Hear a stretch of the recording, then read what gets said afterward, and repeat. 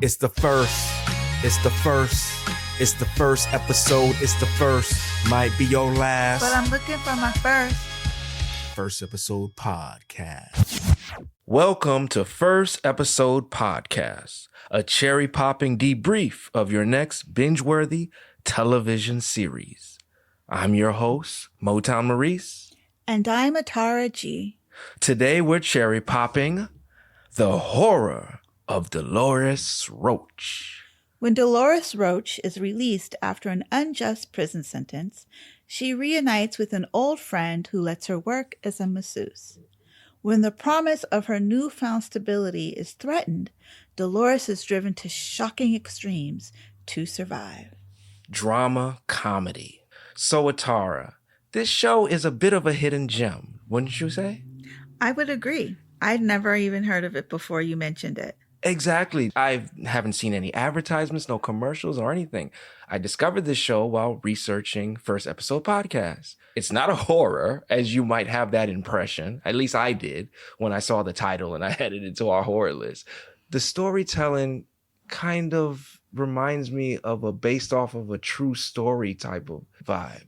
Well, it's an adaptation of Sweeney Todd, which is a movie. Sweeney Todd, The Demon Barber of Fleet Street was a movie that came out many years ago starring Helena Bonham Carter and Johnny Depp, who everyone's familiar with. And the movie was based on a play, and the play was based off of real events. Long story short, this guy is convicted of a crime he didn't do. He gets out. He's only focused on, exacting his revenge. He meets up with his partner in crime, who turns out to be Helena Bonham Carter, and they go off to do whatever they're going to do. I would recommend that movie because it's a good movie in and of itself. But after watching only this first episode, there's so many things in this first episode that they do to throw back to Sweeney Todd. You're not going to get the full appreciation of it if you haven't seen the movie. So it's kind of like a little bit of a prerequisite even to watching the first episode. I have never heard of Sweeney Todd. I've never seen it. But the way you're describing it, this is a modern day adaptation of it. It's very a modern day adaptation. First of all, they've completely changed. It's the same story, the same kind of themes, but they've changed the environment's completely different, where it's in Washington Heights. It's in the midst of a gentrification, and the cast is very diverse. One of the cast members, or two of the cast members, are from Orange is the New Black. Did you ever see that? I might have seen the first episode. It didn't appeal to me, so I didn't catch anymore. Excellent series. One of the things I liked about that series the most was that we were seeing a lot of new faces. And it's exciting to see so many years after that series is over. I'm continuing to see these faces pop up in all these new great shows. And this is one of them where we've got two characters from that show. Uzu Aduba, which I've seen her in a lot of things since Orange is the New Black, and she hasn't been typecast with having that. And then Jessica Pimentel, also seen her in quite a few things since Orange is the New Black, and not, a typecast roles. So I think this show is exciting for a lot more reasons other than just the storytelling.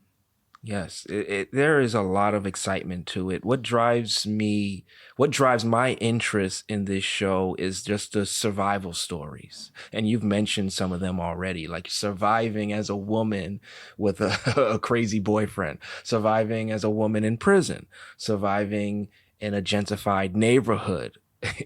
And it's really cool. I've seen a lot of shows where the main character is a male and he spent some time in prison. So this is a cool perspective for me to see. And it's fun. The main character is very fun to watch. Justina Mercado, she plays Delores Roach. I love the expressions on her face as she goes through these horrors. What I like about her is that as a character, she owns it. She clearly did some devious stuff, but she's like, this is what I did and this is why I did it.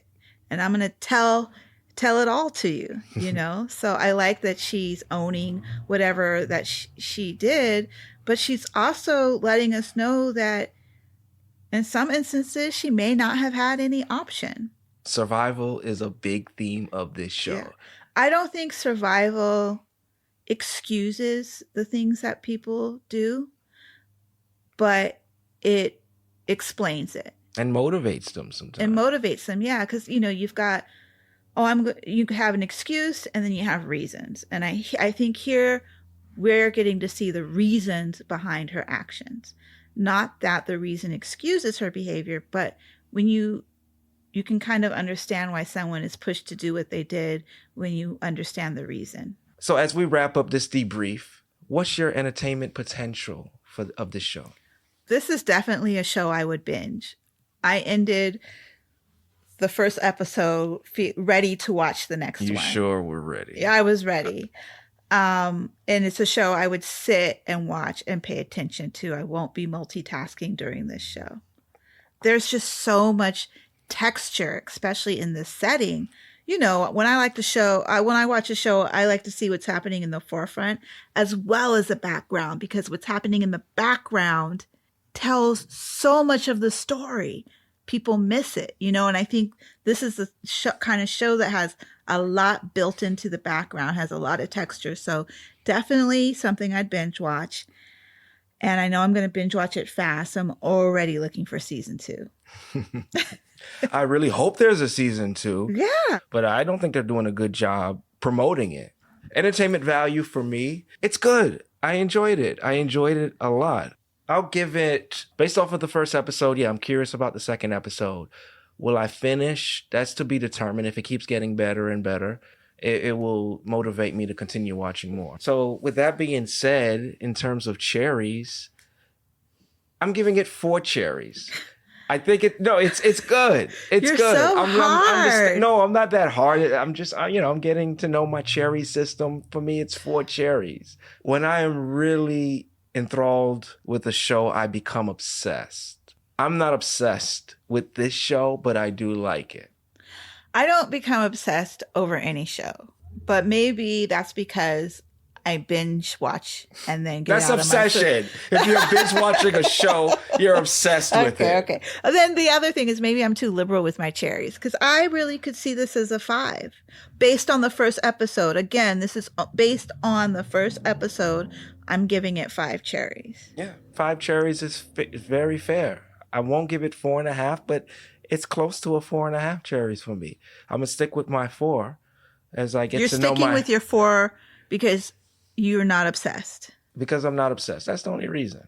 Just looking ahead at the cast that we're going to see, it's exciting because there's some interesting characters on this show that I've seen in other shows, of course, obviously. And I'm curious as to what role they play in this. I mean, the cast really is like New York City, a mashup and a little bit of everybody. Yeah.